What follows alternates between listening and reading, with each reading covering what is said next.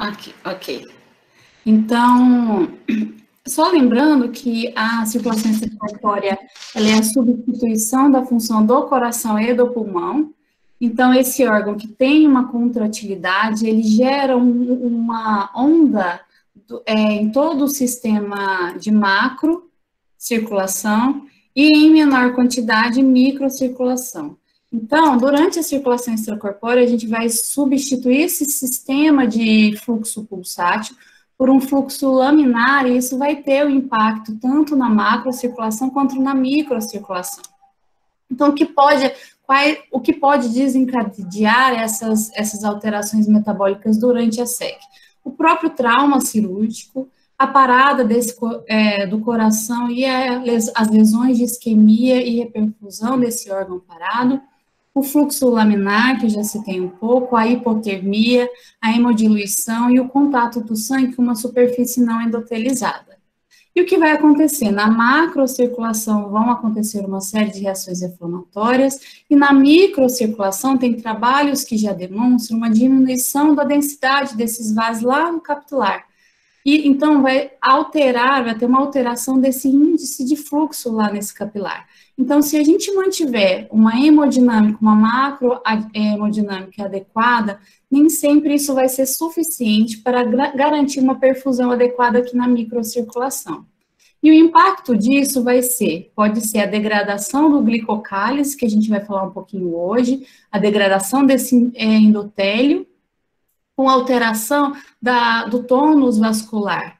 Com essa alteração do tônus, a gente aumenta as chances de edema, aumenta as chances de adesão de neutrófilos e reações inflamatórias, e pode levar até uma oclusão dessa microvasculatura, levando, em casos mais extremos, até a apoptose. Então, a gente vai abordar durante essa aula alguns desses quesitos que podem gerar essas alterações. Então, para começar, o contato do sangue com essa superfície não endotelizada, ela vai ativar esse fator 12. O fator 12 vai atuar numa série de cascata. Então, ele vai aumentar a produção das anafilotoxinas C3 e C5.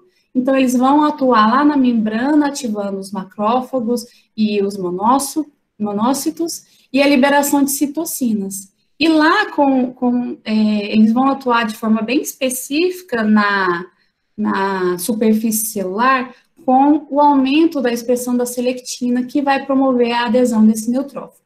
Na via da coagulação, como produto final, a trombina também vai participar dessa via com o aumento da selectina.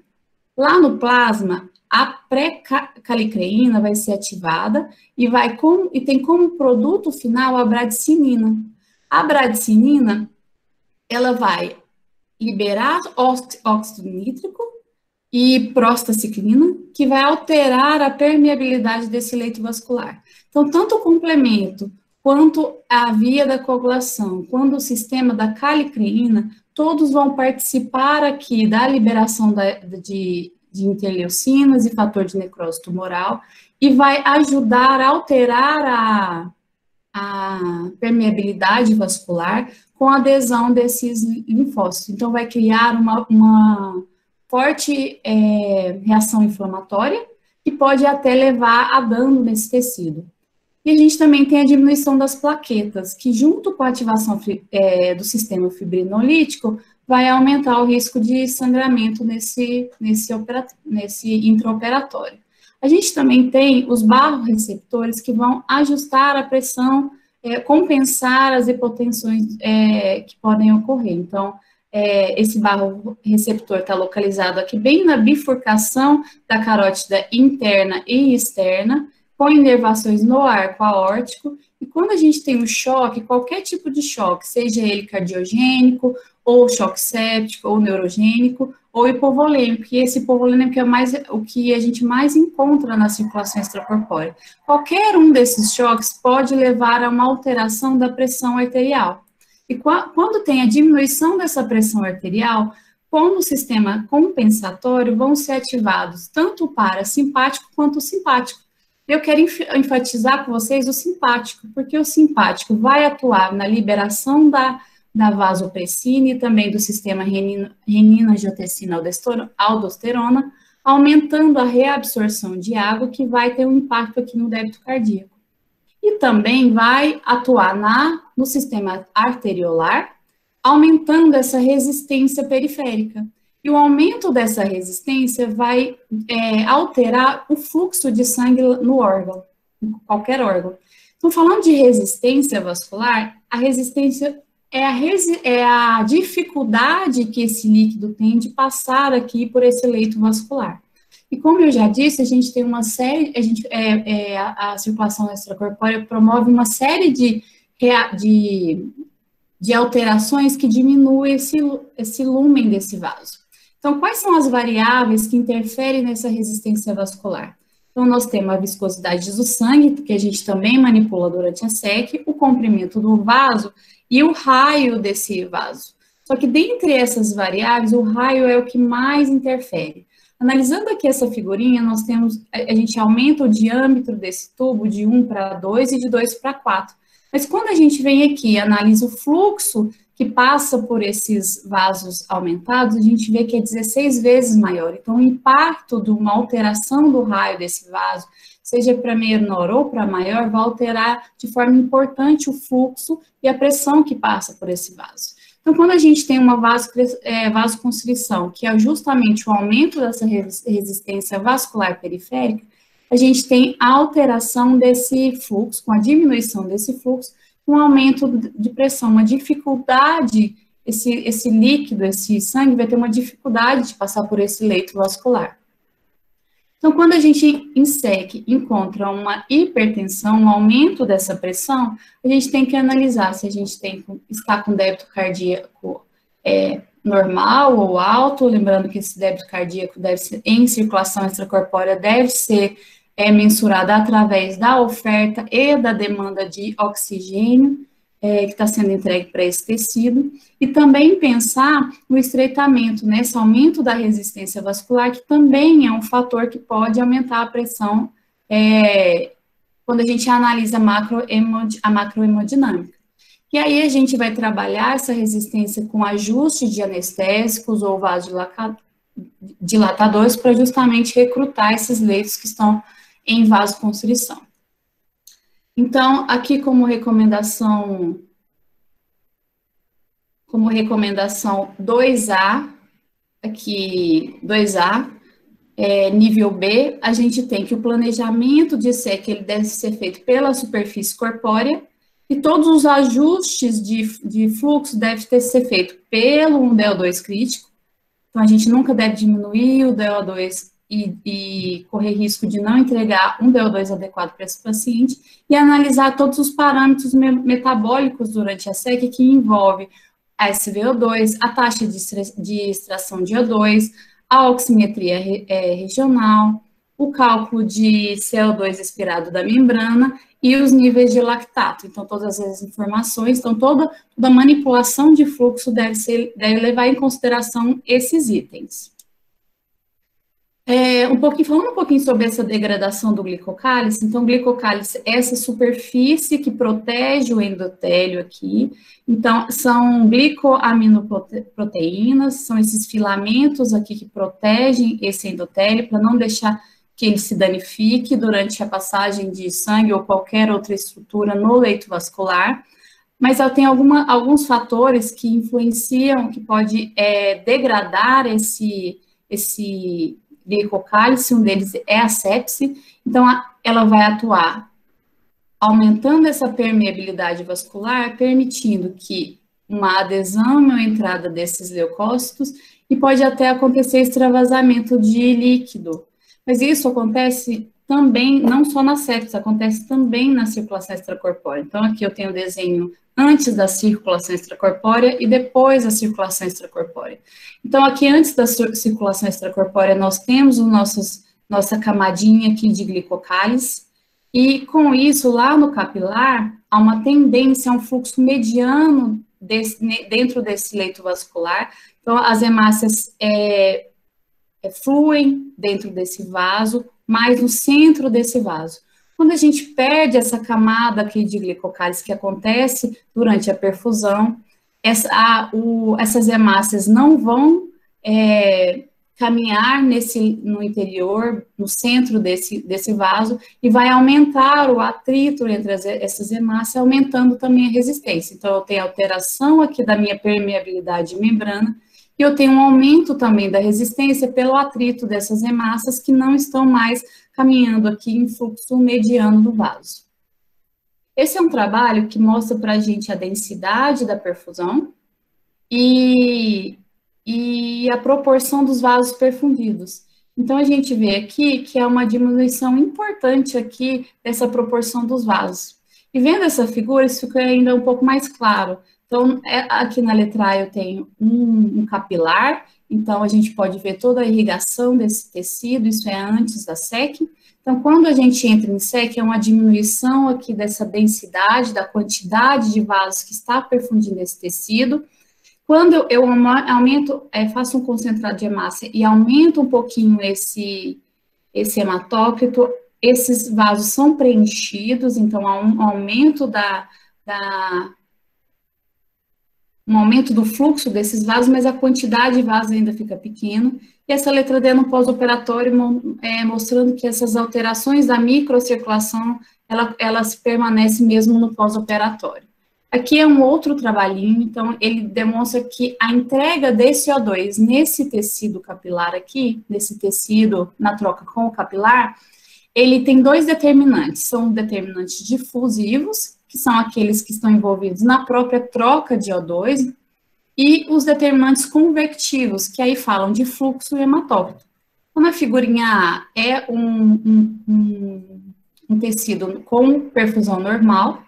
No B, eu tenho aqui uma constrição, então a diminuição dessa parte da arteríola. Com a diminuição, então a gente entra aqui num determinante convectivo, então a diminuição do fluxo. Então a gente verifica aqui que tem alguns capilares que não estão pérvios. Então esse tecido vai sofrer uma hipóxia ou uma isquemia em função da obstrução desses capilares. Outro fator aqui que eu tenho, aqui minha arteríola, ela não está vasoconstrita aqui no C, mas a gente vê que aqui nessa parte onde deveria estar completamente vermelho, por ser o lado arterial, a gente tem por diminuição de hematócrito e hemoglobina, então a gente não tem um conteúdo arterial de oxigênio suficiente para perfundir esse tecido. Então a gente entra aqui na diminuição desses determinantes convectivos, mas agora por causa do hematócrito, que também vai levar à isquemia por diminuição desse conteúdo de oxigênio. Aqui no D, eu já tenho alteração desses determinantes difusivos, então a gente também vê alguns capilares que não estão pérvios, por algum desarranjo nessa microcirculação, há uma tendência a um shunt, então o fluxo de sangue, ele não entra aqui nos capilares, vai direto para o lado venoso, então a gente não tem essa troca gasosa aqui troca de O2 aqui nesse tecido. Então, pensando também no perfusato, o perfusato, ele é um cristalóide, pode ser usado junto com o colóide, mas ele é mais difundido somente o uso de cristalóide. O que vai ser esse cristalóide? É uma substância rica em íons. Nós temos que lembrar que esse íons, ao ser adicionado 1 litro, então aqui eu tenho meu intravascular, o meu interstício e meu intracelular. Quando eu adiciono aqui 1 litro desse líquido rico em íons, eu vou alterar a osmolaridade nesse leito vascular, no intravascular. E todos os compartimentos, eles têm que manter uma osmolaridade igual. Então, se eu adiciono mais conteúdos com osmolaridade diferente, esses elétrons, esses íons vão migrar para outros compartimentos, então o sódio vai participar da bomba de sódio e potássio aqui junto com o potássio entrando no intracelular, o cloro, o magnésio vão ficar aqui no interstício. Então, a gente, quando escolhe esse cristalóide, esse perfusato, a gente tem que ter em mente a hemodiluição que pode ser feita, os eletrólitos que podem alterar o equilíbrio ácido-base e a osmolaridade desse líquido. Sempre pressão também no distúrbio de equilíbrio ácido-base, que quando a gente escolhe um cristalóide à base de cloreto de sódio, pode gerar uma acidose metabólica hiperclorêmica, Mas também, quando a gente escolhe um cristalóide que tem como tampão, como o plasmalate, que tem como o tampão o gluconato e acetato, a gente também pode ter acidose metabólica pelos ânions não mensuráveis. Então, quando o sódio queria voltar aqui a falar do sódio, o sódio é um cátion que carrega a água com ele. Então, quando a gente insere aqui um litro de cristalóide, infelizmente a tendência não é que esse líquido fique no intravascular, ele tem uma tendência a migrar para junto com o sódio para outros compartimentos.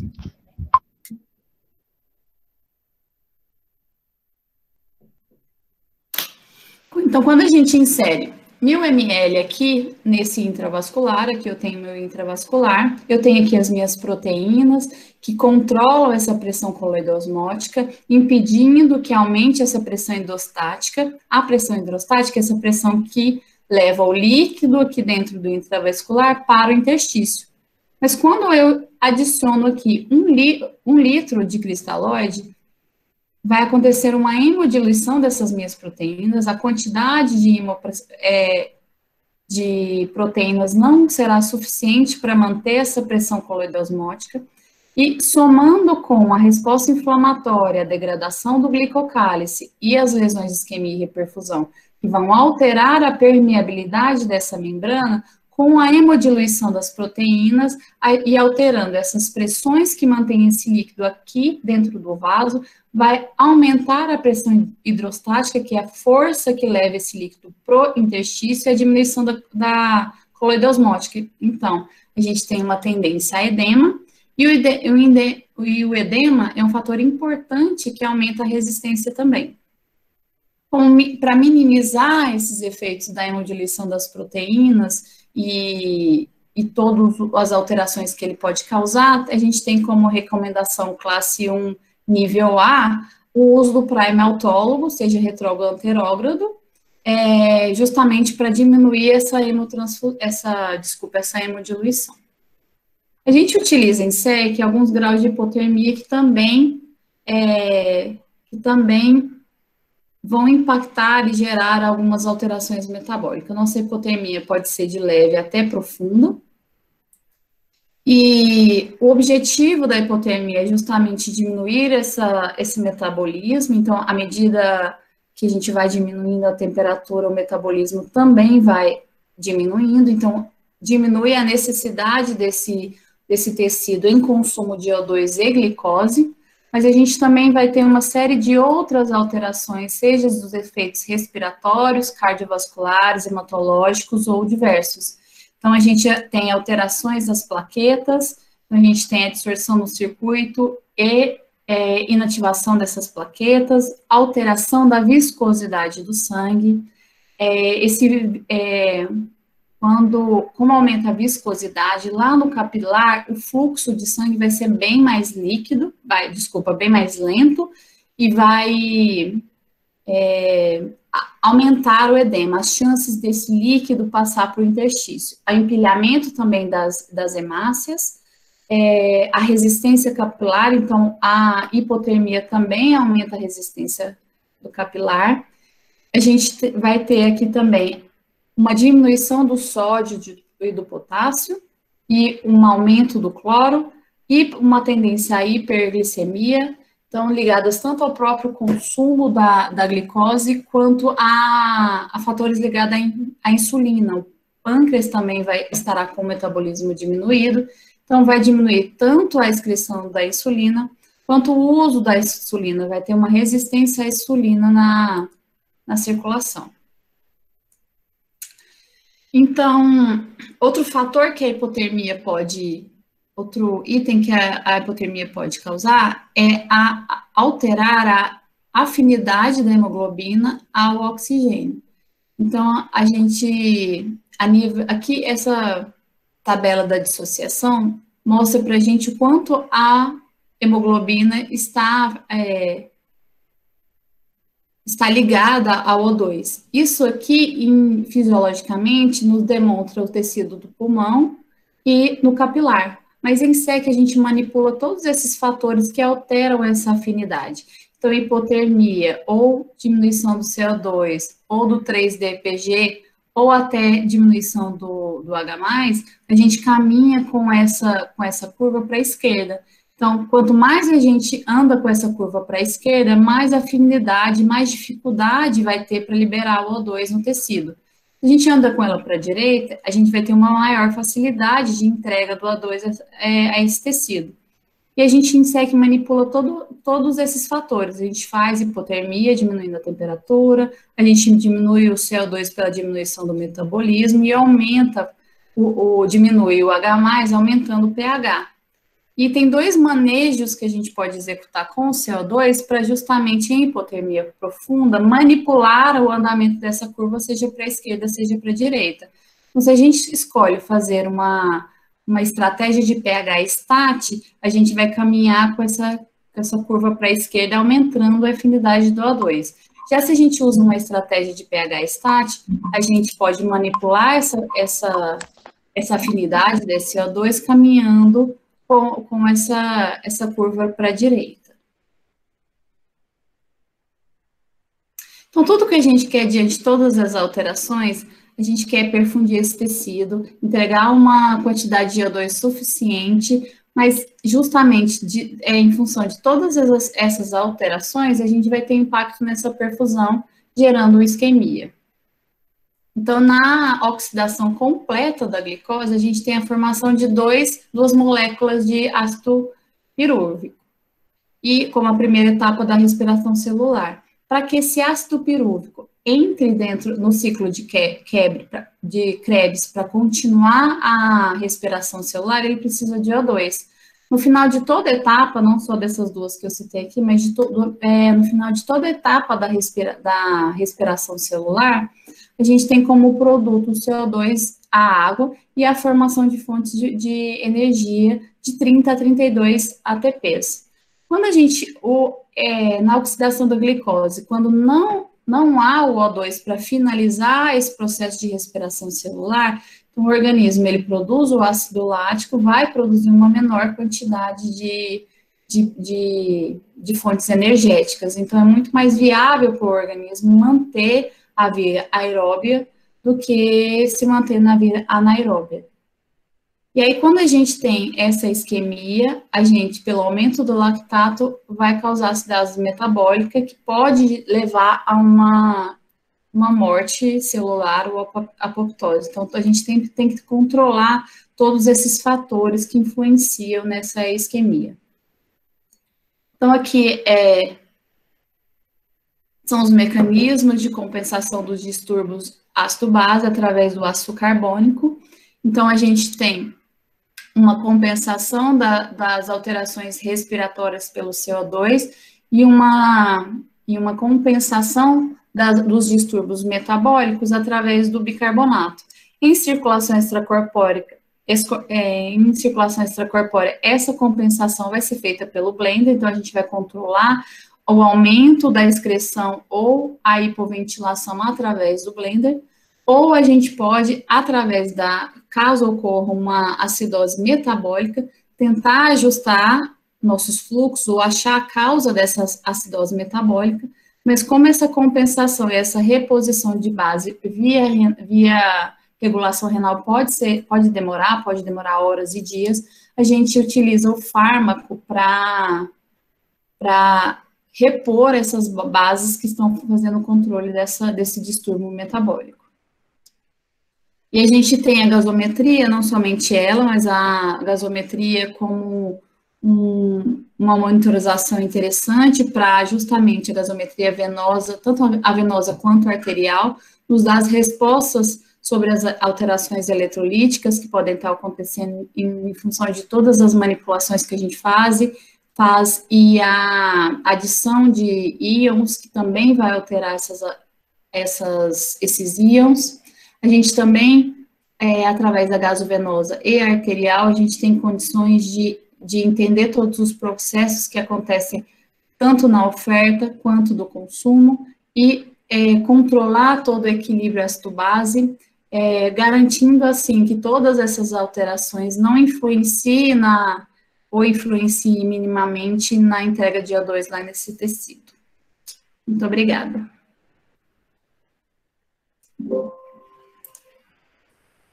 Foi uma excelente aula, atingiu bem os objetivos daquilo que nós havíamos conversado. Você, como sempre, é impecável nas suas apresentações. Agradeço muito seu compromisso e a sua disponibilidade em estar com a gente aqui. Eu agradeço o convite, Flávio, eu fiquei bem ansiosa com o convite, é uma responsabilidade grande falar sobre alterações metabólicas, que são inúmeras durante a SEC, manipulá-las é bem complicado. Eu queria agradecer a todo mundo que veio, ou para me prestigiar, ou para prestigiar o tema, então, muito obrigada, e obrigada pelo convite. Então, eu agradeço a todos os participantes que estiveram conosco e esperamos na próxima semana também colocar um outro tema e aproveitar esse período, né, que a gente está afastado fisicamente para ver se a gente se aproxima por esse meio discutindo temas interessantes, temas relacionados à SEC, à ECMO, enfim, aquilo que a gente gosta de fazer e que a gente gosta de compartilhar com todos. Uma boa noite, obrigada e até a próxima. Boa noite, obrigada a você.